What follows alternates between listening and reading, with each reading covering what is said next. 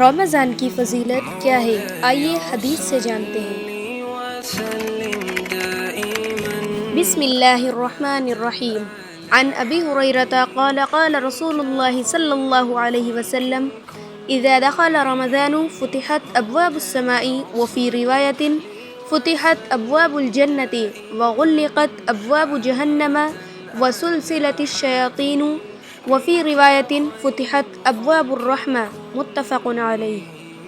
حضرت ابو ہریرہ رضی اللہ عنہ سے روایت ہے، وہ بیان کرتے ہیں کہ رسول کریم صلی اللہ علیہ وسلم نے ارشاد فرمایا، جب رمضان آتا ہے تو آسمان کے دروازے کھول دیے جاتے ہیں، اور ایک روایت میں یوں ہے، جنت کے دروازے کھول دیے جاتے ہیں اور دوزخ کے دروازے بند کر دیے جاتے ہیں، اور شیاطین زنجیروں میں باندھ دیے جاتے ہیں، اور ایک روایت میں یہ ہے کہ رحمت کے دروازے کھول دیے جاتے ہیں۔